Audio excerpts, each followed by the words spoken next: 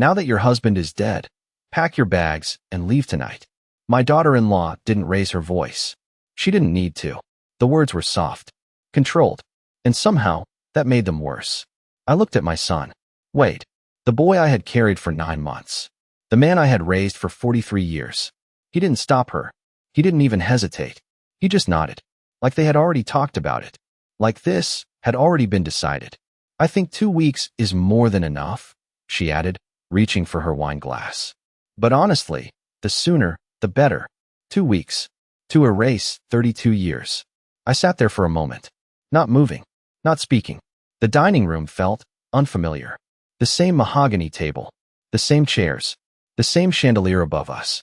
But something was different. His chair was empty. My husband's chair, still slightly pulled back, like he had just stood up and would walk back in at any second. I kept looking at it, waiting, expecting. But of course he didn't. Because we had buried him just a week ago. 7 days. That's all it took. 7 days for everything to change. Wade, I said quietly. He glanced at me. Just for a second. It's for the best, Mom. That was it. No explanation. No apology. Just the conclusion. Like I was a problem. And this was the solution. I nodded slowly. I see. My voice didn't shake. That surprised me. Because something inside me was cracking open. Not loudly. Not violently. Just shifting. Like a door quietly closing. I folded my napkin. Placed it beside my plate. Perfectly straight. I'll need some time, I said. 2 weeks, she repeated. Her tone didn't change. It didn't need to. I looked at her. Then back at my son. Neither of them looked uncomfortable. That was the part one couldn't understand. Not the words. Not the demand. But the ease. The way they sat there. Like this was normal. Like I was just a guest who had overstayed her welcome. I stood up. Slowly. No one stopped me. No one asked where I was going. I walked upstairs. Each step felt heavier than the last. The hallway was quiet. Too quiet. I opened the bedroom door. The room still smelled like him. Faint cologne. Old books. Warmth that hadn't completely disappeared yet. His glasses were still on the nightstand. Exactly where he left them. His slippers still beside the bed. I stood there for a long moment. Just looking. Taking it in. Because something told me. I wouldn't see this room the same way again. I didn't cry. Not yet. Instead, I walked to the closet. Pulled out a small suitcase. Set it on the bed. I didn't pack much. A few clothes. My documents. One photograph. Just one. The rest. I left behind. 32 years of a life. Reduced to what I could carry. Downstairs, I could hear them talking. Laughing. Softly. Like nothing had happened. Like I had already disappeared. I zipped the suitcase. Closed it. And sat on the edge of the bed for a moment. Just one. That's all I allowed myself. Then I stood up. Walked downstairs. Neither of them looked surprised to see the suitcase. Of course they weren't. They had expected this. I'll be gone by morning, I said. My voice was calm. Steady. Controlled. Good, she replied. Wade didn't say anything. He didn't need to. I walked to the front door. My hand rested on the handle. For just a second. This door. I had opened it thousands of times. For birthdays. For holidays. For ordinary days that now felt extraordinary. I opened it. Stepped outside. And closed it behind me. Softly. No one followed. No one called my name. The street was quiet. Cold. Empty. I stood there with my suitcase in hand. And for the first time in my life, I felt like I didn't belong anywhere. But then, something else crept in. Not sadness. Not anger. Something quieter. Something sharper. Clarity. Because as I stood there, one thought kept repeating in my mind. They didn't even ask. Not about the house. Not about the papers. Not about anything. They just assumed. I took a slow breath. And turned away. The next morning, I went to the bank. And that's when I realized they had made a very serious mistake. I didn't go far that night. Just a small motel off Route 7. The kind of place people don't ask questions. The kind of place you only stay in when you don't have anywhere else to go. The room smelled faintly of bleach and old carpet. There was a flickering lamp in the corner. A bed too stiff. A silence that felt unfamiliar. Because it wasn't the kind of silence I had lived with for years. It wasn't shared. It wasn't warm. It was empty. I placed my suitcase on the chair. Sat on the edge of the bed. And for the first time since the funeral, I let myself feel it. Not the anger. Not yet. Just the absence. 32 years of marriage. Gone in a week. No, that wasn't true. He was gone. But everything else had been taken, quietly, carefully, piece by piece. I lay down without changing, still in the same clothes I wore at dinner, still hearing her voice in my head. Pack your bags. Leave tonight. I closed my eyes, but sleep didn't come. Instead, memories did. The kitchen, early mornings, coffee brewing, him reading the newspaper, the way he used to hum under his breath.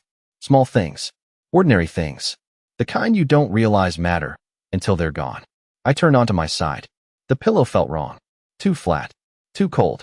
Everything about that room reminded me I didn't belong there. And for the first time, I understood something that had been happening long before that dinner. This didn't start that night. It didn't even start after the funeral. It started earlier, much earlier. I just didn't see it. Or maybe I didn't want to. Because it's easier to believe your family loves you than to question when they stop. The next morning, I woke up before sunrise. Out of habit. For years, I had been the first one awake. Making breakfast, setting the table, making sure everything ran smoothly. That morning, there was nothing to prepare. No one to take care of. No house waiting for me. Just a motel room. And a question I couldn't ignore anymore. When did I stop being part of my own family? I sat up slowly. My body felt heavier than usual. Not tired, just different, like something had shifted overnight. I walked to the small window, pulled the curtain aside. The parking lot was almost empty. A single car. A man smoking near the vending machine. Life going on. Unaffected. Unaware. I watched for a moment, then let the curtain fall back into place. I needed to think. Not emotionally. Clearly. Because something about the night before didn't make sense. Not completely. Yes, the words were cruel. Yes, the decision was sudden. But the way they said it, the way they looked at me, that wasn't sudden. That was prepared, practiced, like a script they had already rehearsed. I sat back down on the bed and started going over everything in my mind. The past few weeks, the past few months, the small things, the things I had ignored. Wade stopping by less often. His phone always face down on the table. Conversations that ended when I entered the room. My daughter-in-law smiling, but never really looking at me. And then, the bills. I froze. That afternoon, a few days before the funeral, Wade had taken them from my hands. I'll handle everything now, Mom. At the time, it sounded like kindness, responsibility, care. Now, it felt different. I stood up slowly, walked to my purse, opened it. My checkbook was still there, but the last few pages had been used. Not by me. I flipped through them. My handwriting wasn't on those entries. I frowned, tried to remember. Had I signed something? Authorized something? Nothing came to mind. Just a vague moment. A paper placed in front of me. A pen in my hand. Just routine, Mom. I had signed. Of course I had. I trusted him. He was my son. I closed the checkbook slowly. And that's when the feeling returned. Not confusion. Not grief. Something colder. Awareness. Because suddenly, the pieces didn't feel random anymore. They felt connected. The distance. The control. The urgency. The house. I looked up, staring at nothing, and whispered, almost to myself, this didn't start last week. A pause. Then quieter. They were waiting. I picked up my phone, scrolled through my contacts, stopped at one name. I hadn't called him in years, but my husband had trusted him. And right now, that was enough for me. I pressed the screen, held the phone to my ear. As it rang, one thought echoed in my mind. If they had been planning this for a while, then I needed to know exactly how far it went. Because something told me, this wasn't just about the house. And whatever it was, I was already in the middle of it. The call connected on the third ring. Callahan speaking. His voice hadn't changed. Steady, professional, familiar. For a moment, I didn't say anything. I just held the phone, listening. Because suddenly, everything felt heavier. Hello, he repeated. It's me, I said finally. Margaret Carter. A pause. Then his tone softened. Margaret, I heard about your husband. I'm very sorry. Thank you. Another pause. I need to see you, I said. Not emotional. Not urgent. Just certain. When? This morning. If possible.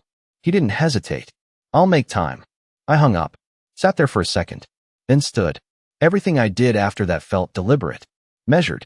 Like I was stepping into something I didn't fully understand yet, but I knew I couldn't avoid. The bank came first. It was only a few blocks from the motel. I walked there.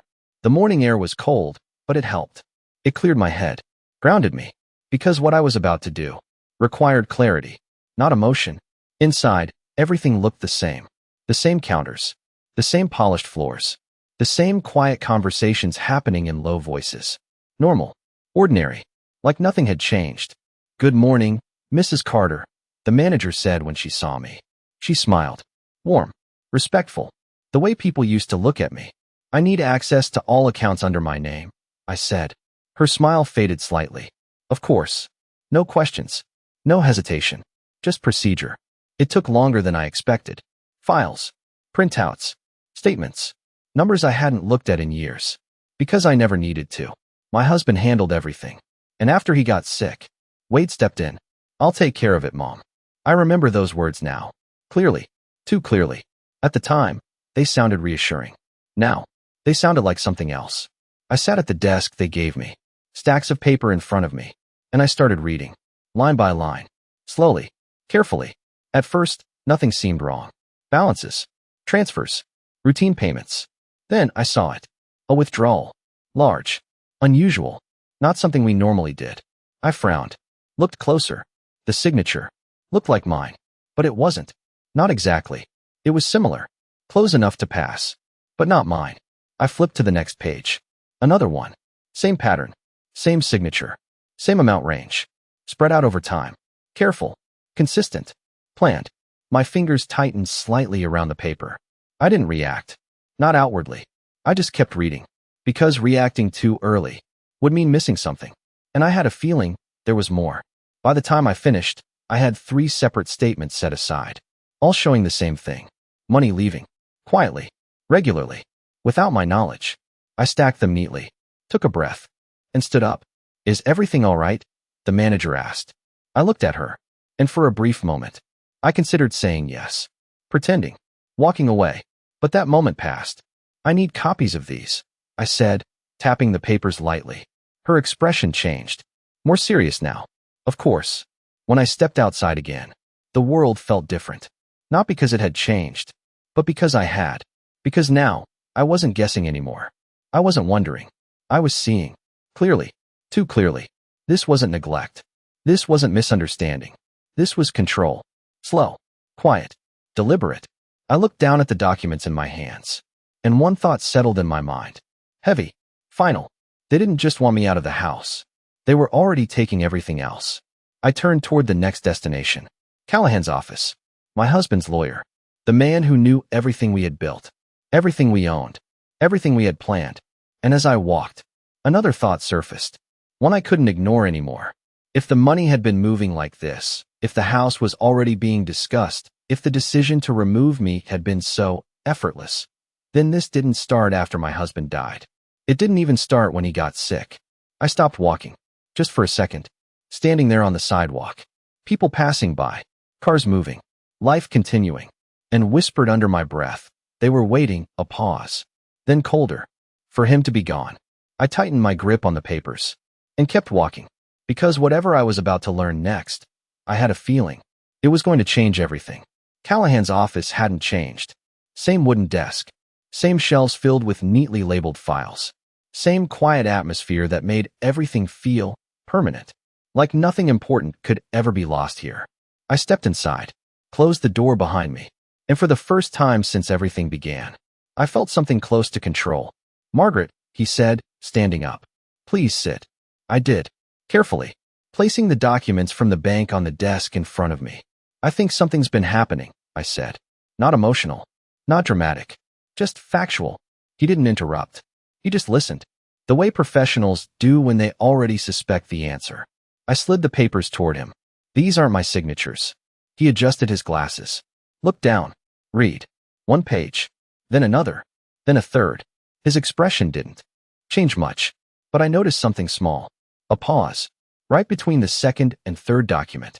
Subtle, but enough. "You see it," I said quietly. He nodded once. "Yes." That was all. No shock. No surprise. Just confirmation. And somehow, that felt worse. Because if he wasn't surprised, then maybe this wasn't new. He leaned back slightly in his chair, folded his hands. "Before I say anything," he said carefully, "I need to ask you something." I nodded. "Did your husband ever discuss restructuring ownership? Accounts, property, anything like that. I thought about it. At first, nothing came. Just the usual conversations. Bills. Repairs. Routine things. Then, a memory surfaced. Soft. Quiet. Almost insignificant at the time. But now, it felt different. It was about 3 months before he passed. Late afternoon. The sunlight coming through the kitchen window. He was sitting at the table. Not reading. Not watching television. Just sitting.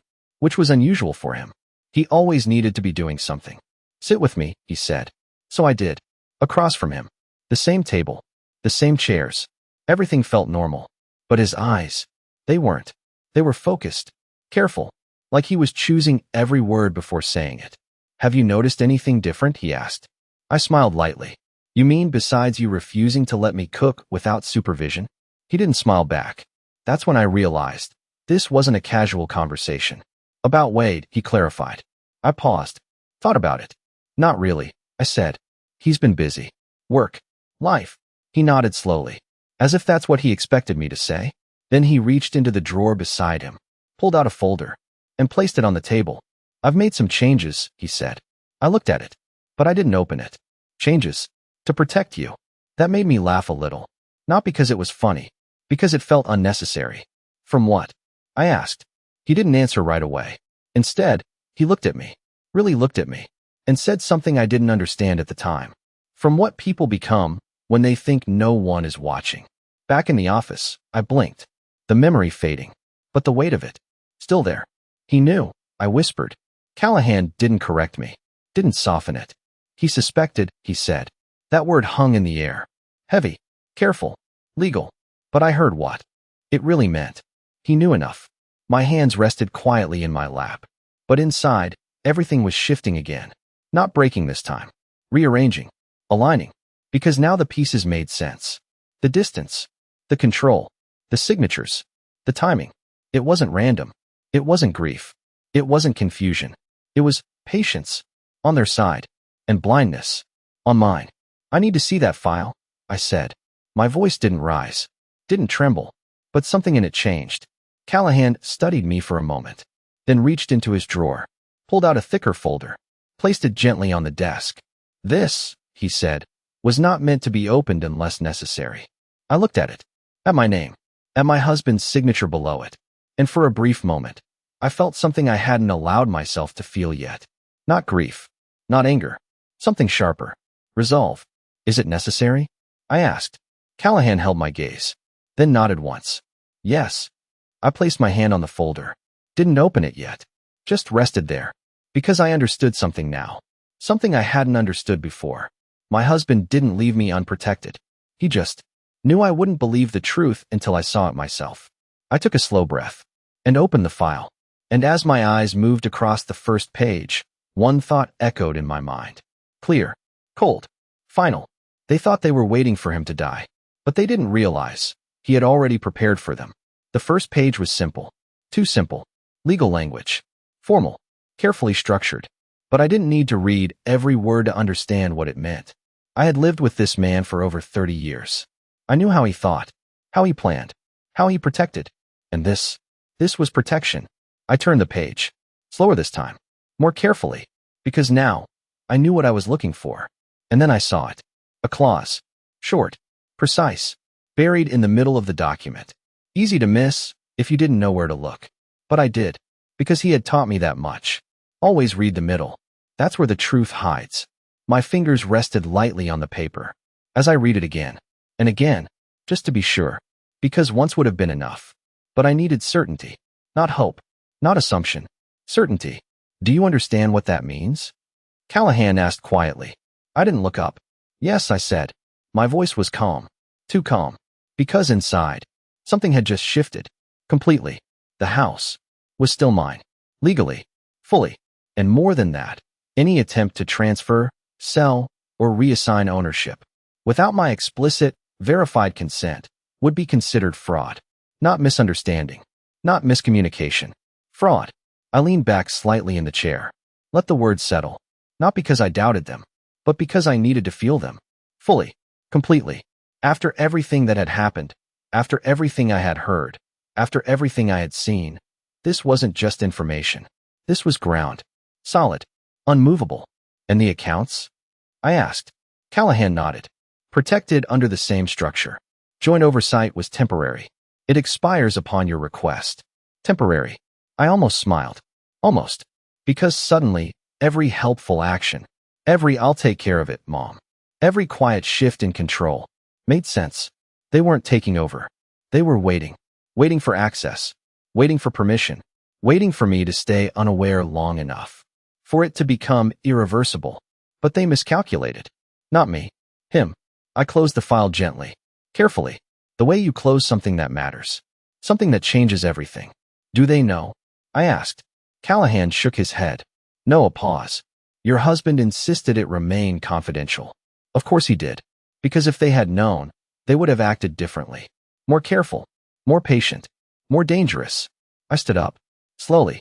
Not rushed. Not overwhelmed. Just steady. For the first time since that dinner, I felt balanced. Not safe. Not yet. But no longer powerless. Margaret, Callahan said, his voice more serious now. This gives you control. But it also gives you responsibility. I met his eyes. I know. And I did. Because this wasn't just about proving them wrong. Or reclaiming what was mine. This was about something else. Something deeper. Understanding. Seeing them clearly. For who they really were. I picked up the file. Held it for a moment. Then placed it back on the desk. I'll need copies, I said. Of course. When I stepped outside, the air felt different. Not warmer. Not softer. Just clearer. Like a fog had lifted. And for the first time, I wasn't reacting anymore. I was thinking ahead. I looked down at my hands. Steady. No shaking. No hesitation. That surprised me. Because I had expected anger. Rage. Something loud. But what I felt instead was quiet. Sharp. Controlled. They thought I would leave. Quietly. Quickly. Without question. Without resistance. And I almost had. But now, everything had changed. I walked past my car. Didn't open the door. Didn't reach for my keys.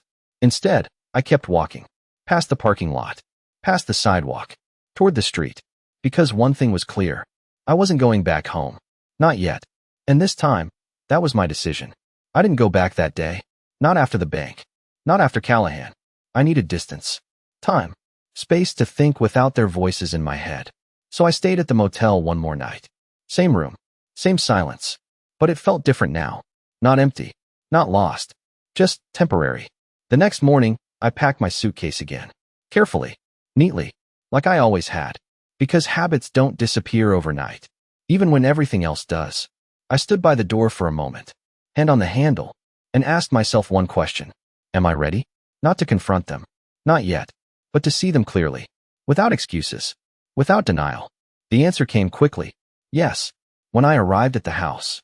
Nothing looked different. The same driveway. The same front porch. The same quiet stillness that used to feel like home. I stepped inside. No one greeted me. Of course they didn't. I closed the door behind me. And listened. Voices. From the kitchen. Low. Casual. Comfortable. Like nothing had changed. I didn't walk in right away. I stayed just out of sight. Still. Listening. We should list it before summer, my daughter-in-law was saying. Prices are higher then. And the paperwork? Wade asked. It's already handled, she replied. Handled. I almost smiled. Almost. I stepped into the kitchen. Slowly. They both turned. Surprised. Not shocked. But caught. You're back, she said. Her tone light. Too light. For now, I answered. I placed my suitcase by the wall. Not near the door this time. That was intentional. Wade shifted in his seat. We thought you were staying somewhere. I was. A pause. I needed time. He nodded. Relieved. That was interesting. Not concerned. Not apologetic. Relieved. I've been thinking, I continued, keeping my voice calm. Even. Measured. About everything. About what you said.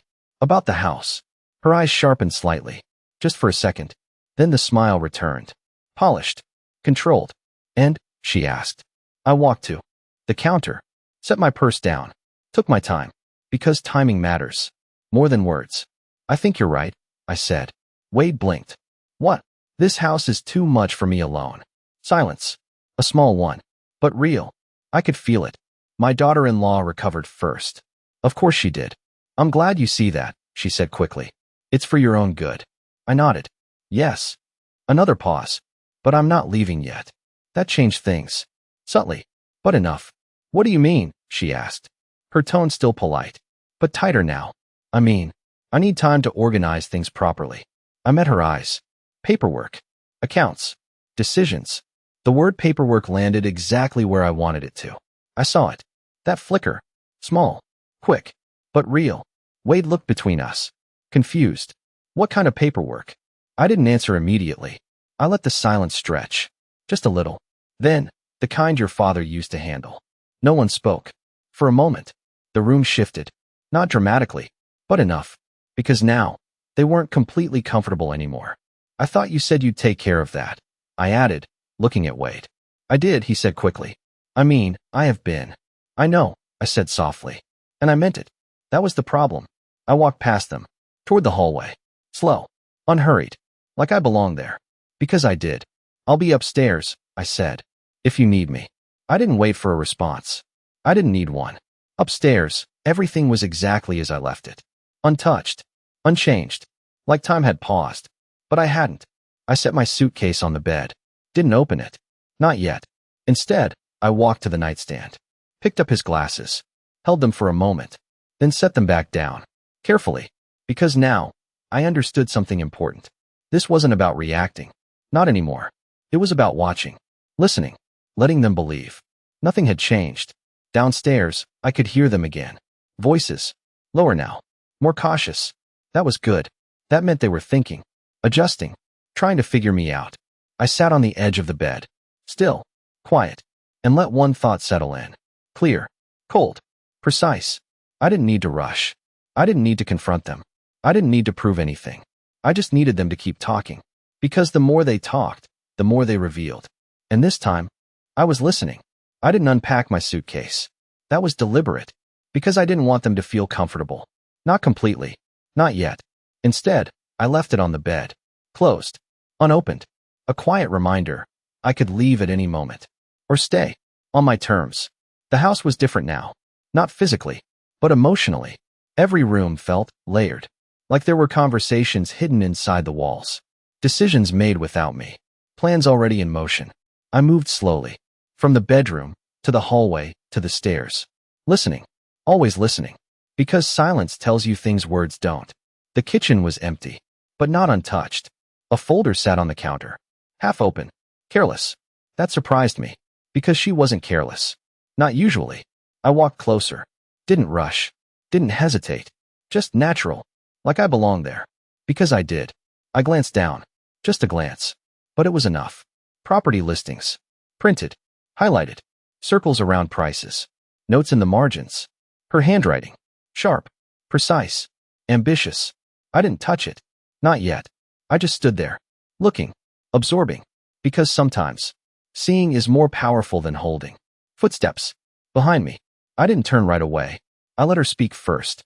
You shouldn't go through things that aren't yours. Her voice was calm, but tighter than before. I turned slowly. Met her eyes. I wasn't. A pause. I was standing in my kitchen. She smiled. That same polished smile. But it didn't reach her eyes. Of course. Another pause. You'll need to start packing soon. There it was again. The push. The pressure. The urgency. I tilted my head slightly. Why the rush? That caught her off guard. Just for a second. Because it's better for everyone, she replied quickly. Everyone. Interesting word. Everyone or you? I asked. Softly. Not confrontational. Just curious. Her smile faded. Just a little. You're overthinking this. Am I? I didn't say it out loud. I didn't need to. Wade walked in just then. Perfect timing. He looked between us. Sensing something. But not understanding it. What's going on? He asked. Nothing, she said quickly. Just talking. I nodded. Yes. Just talking. And I meant it. That was the truth. Because this wasn't a fight. Not yet. This was information. And they were giving it to me freely. I reached for the folder. Slowly. Deliberately. Opened it fully this time. Wade frowned. What is that? Market research, I said calmly. For the house. Silence. Short. Sharp. Unavoidable. We were just looking at options, he said. His voice uncertain. Defensive. Trying to catch up. Of course you were, I replied. Still calm. Still steady. I flipped one page. Then another. Dates. Agent names. estimated timelines. Everything laid out, step by step, like a plan, not an idea, a plan. I closed the folder, gently, placed it back on the counter, exactly where it had been. I'll be upstairs, I said. Again, same words, different meaning. This time, they didn't respond right away. That was new. I walked out of the kitchen. Not fast, not slow, just controlled. Upstairs, I closed the bedroom door. Not fully, just enough. Because I still wanted to hear. And they didn't disappoint. What is she doing? Wade whispered. I don't know, she snapped. She's acting strange. Strange. I almost smiled. You said everything was handled, he added. It is, she replied quickly. But her voice wasn't as steady this time. I sat on the edge of the bed, listening. Every word, every pause, every shift in tone. Because now, they weren't talking freely anymore. They were reacting, adjusting, trying to regain control. And that meant one thing. They were starting to feel it. The shift. I looked around the room. At the dresser, the nightstand, the closet. 32 years of life. Still here. Still mine. But something else caught my attention. Something small. Easy to miss. The drawer. On his side of the bed. Slightly open. I frowned. Because I hadn't left it like that. I stood up. Walked over. Slowly. Carefully. And pulled it open. Inside was something I hadn't seen before. Not in all the years we shared this room. A second folder. Thinner. Older. Hidden. I stared at it for a moment. Didn't touch it yet. Because suddenly, everything felt very quiet. Too quiet. And that's when I understood whatever was inside that drawer was never meant for them. I reached in, picked it up, slowly, because something told me this was the piece they didn't know existed. And as I opened it, one thought echoed in my mind. Clear. Cold. Final. This is what they missed. I didn't open the folder right away. I just held it. Light. Worn at the edges. Not new. Not recent. Which meant one thing. This had been there for a long time. Hidden. Deliberately. I sat down slowly on the bed. The room felt different again. Not like before. Not empty. Not heavy. Just focused. Like everything had been leading to this moment. My fingers rested on the edge of the folder. Then, I opened it. The first page wasn't legal. Not exactly. It was handwritten. His handwriting. I knew it instantly. Neat. Careful. Precise. Margaret, it began. Just my name. Nothing else. I swallowed. Didn't rush. Didn't skip. Because suddenly, this wasn't about them anymore. This was about him. If you're reading this, the note continued, then something has already gone wrong. A pause. I let that sit. Because he didn't write things lightly. Not like this. I hope I'm wrong, it said. But I've learned something over the years. People don't change all at once. They change slowly. Quietly. When they think no one notices. My grip tightened slightly. Because I remembered those words. Not exactly. But close enough. I've seen signs, he wrote. Nothing I could prove. Nothing I could confront without breaking everything. That was him. Always careful. Always thinking ahead. But I also know you. The note continued. You trust easily. Especially when it comes to family. I exhaled slowly. Because that part was true. So I made sure, he wrote, that if anything ever happened, you would not be left without protection. I turned the page. More documents. Formal this time. Stamped. Signed. Dated. My eyes moved across the lines. Slower now. Because this mattered. A trust. Set up years ago. Not recently. Not in response to his illness. But before that. Long before. Everything tied to the house was inside it. Not just ownership. Control. Authority. Final decision-making. And then, the condition.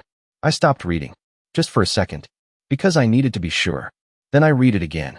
Any attempt by a beneficiary to remove, pressure, or manipulate the primary holder, me, into relinquishing residence or control would result in immediate disqualification. I leaned back slightly. The paper still in my hands. Disqualification. Not warning. Not penalty. Complete removal. Which meant, if they pushed me out, they lost everything. I closed my eyes for a moment. Not in relief. Not in victory. Just clarity. They thought they were being careful, patient, strategic, but they had already made their first mistake. That dinner. Those words. Pack your bags. Leave tonight. They didn't realize that was enough. I opened my eyes. Looked down at the documents again. There was more. Of course there was. There's always more. But I didn't need it yet. Not all of it. Because what I had already seen was enough to change everything. I gathered the pages. Carefully. Placed them back inside the folder. Closed it. Downstairs, I could still hear them. Voices. Lower now. More tense. Good. I stood up. Walked to the mirror. Looked at myself. For a moment, I didn't recognize the woman staring back. Not because she looked different, but because she felt different. Still the same face. Same silver hair. Same quiet expression. But behind it, something had changed. I wasn't reacting anymore. I wasn't trying to understand. I knew. And knowing changes everything. I picked up the folder, held it at my side, then walked toward the door. Because now, this wasn't about finding the truth. It was about deciding when to use it. My hand rested on the doorknob. I paused, just for a second, and one thought settled in. Clear. Cold. Certain. They thought I was leaving. But now, I had the advantage. I didn't go back upstairs. Not this time. Instead, I walked straight to the kitchen, folder in hand. Calm. Steady. Certain. They were still there. Of course they were. Waiting. Talking in low voices. Trying to figure me out. They stopped the moment they saw me. Wade straightened. My daughter-in-law didn't. She stayed exactly where she was. Arms crossed. Watching me. Carefully. I placed the folder on the table. Not hard. Not soft. Just enough to be noticed. What's that? Wade asked. His voice was cautious now. Different. Something your father left behind, I said. Silence. Immediate. Heavy. My daughter-in-law's eyes flickered. Just for a second. Then she smiled. That same controlled smile. I'm sure everything's already been handled, she said lightly. Handled. That word again. I looked at her. Held her gaze. Long enough to make it uncomfortable. Then, I opened the folder. Just slightly. Not fully. Just enough for them to see. There was more than they expected. It has, I said. Just not the way you think. Wade leaned forward. What do you mean? I didn't answer right away. I let the silence stretch. Because silence does more than words ever could. Then I closed the folder again. Gently. It means, I said, that we should all be very careful about what happens next. That landed. Exactly where I wanted it to. My daughter-in-law's smile disappeared. Completely. What is that supposed to mean? She asked. Her tone sharper now. Less controlled. It means, I repeated calmly, that decisions involving this house require more than assumptions. Wade frowned.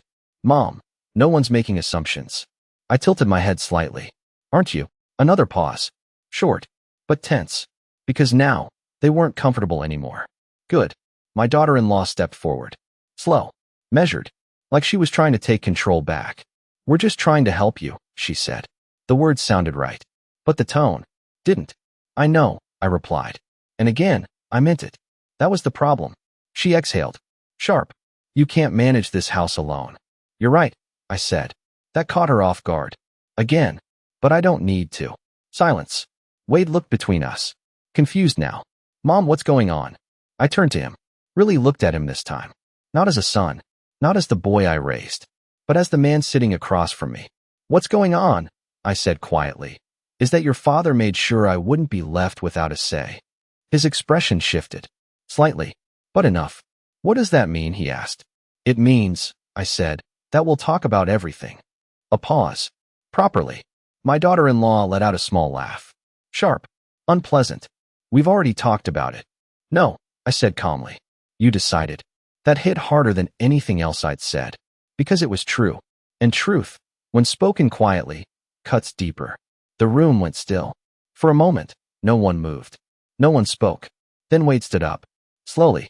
Mom, he said, if there's something we need to go over, then let's just do it now. I shook my head. Once. No, that surprised him. Not like this, I continued. I placed my hand lightly on the folder. Tomorrow, I said. We sit down. My daughter-in-law's eyes narrowed. Why wait? I looked at her. Steady. Unmoved. Because, I said, you've already done enough talking for today. Silence. She didn't respond. Not immediately. Because now, she was thinking. Calculating. Trying to figure out what she didn't know. Good. I picked up the folder. Turned. And walked out of the kitchen. This time, no one stopped me. Upstairs, I closed the door. Fully. And for the first time since I returned, I allowed myself a small breath. Not relief. Not yet. Just control. Because tomorrow, everything changes. And this time, They won't be the ones making the decisions. Top of form, bottom of form. The next morning, I woke up before them. Of course I did. Some habits don't change. I didn't rush. Didn't prepare anything elaborate. Just coffee. Black. No sugar. I sat at the table. The same seat. The same place where everything had started. The folder rested in front of me. Closed. Quiet.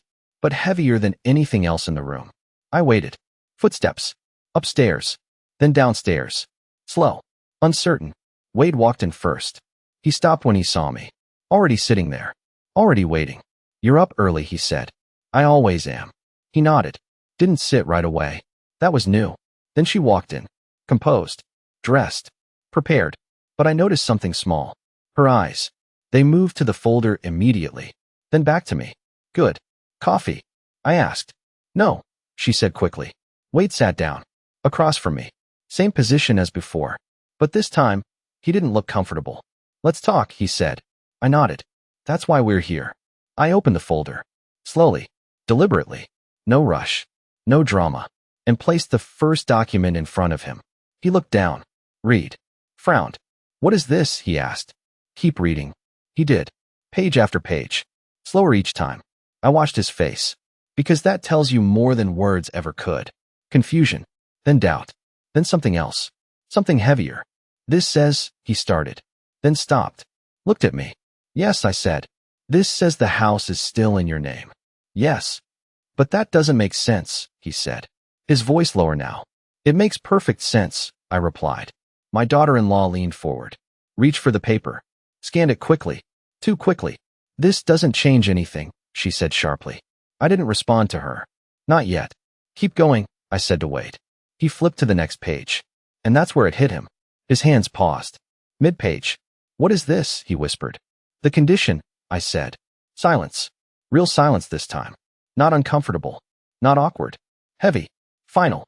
He read it again. Slower. "Disqualification," he said under his breath. "Yes." He looked up at me. Eyes searching. Trying to understand. "You mean?" "I mean," I said calmly, "that if I'm forced out of this house, you lose everything tied to it." The words landed. Hard. My daughter-in-law laughed. Sharp. Defensive. "That's ridiculous." I turned to her. "Finally. It's legal." That ended the laughter. Immediately. "No," she said, shaking her head. "That's not how this works."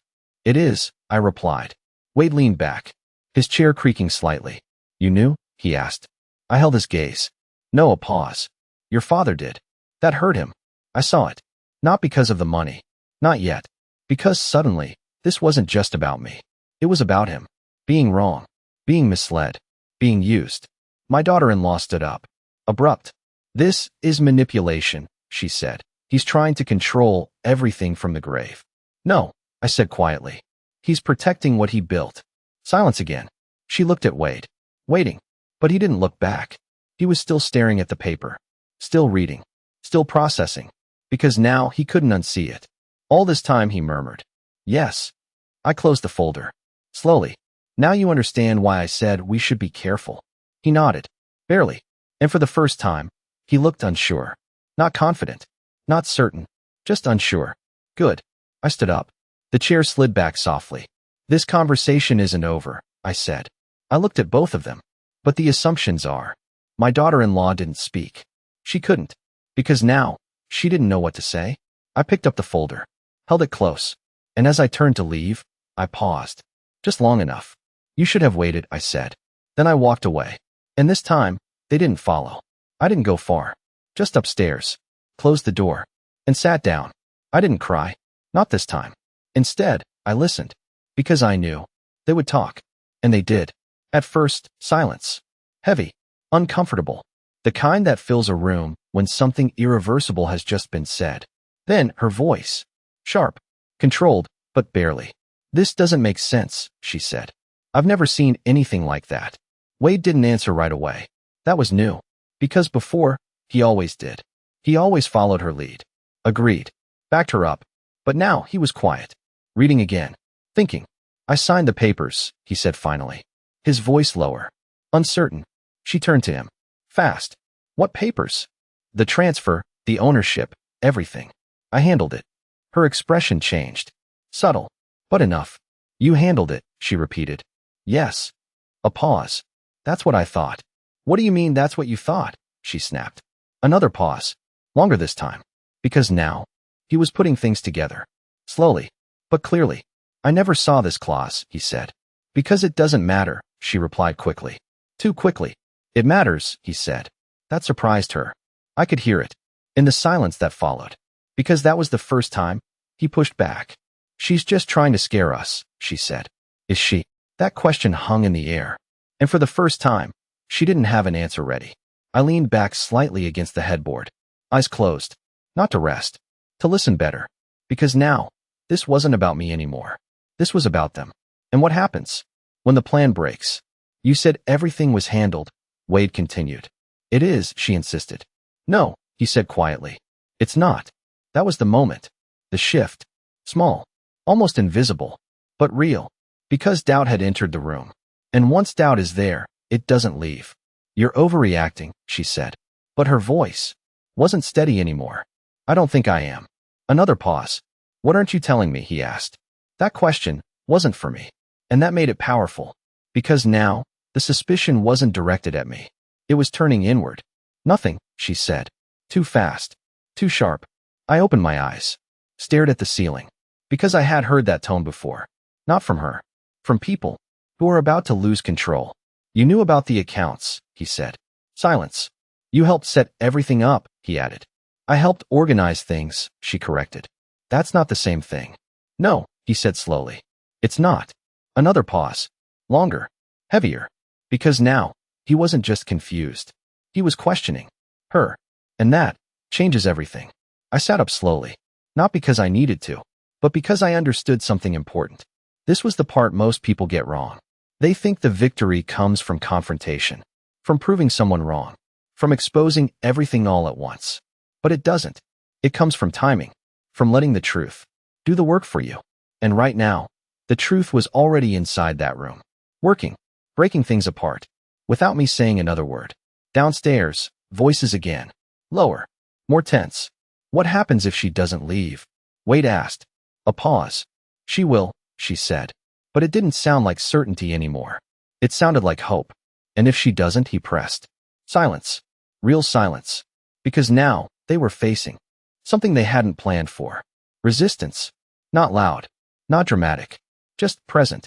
I stood up. Walked to the window. Looked outside. The same street. The same quiet morning. But everything felt different now. Because for the first time, they weren't in control. And they knew it.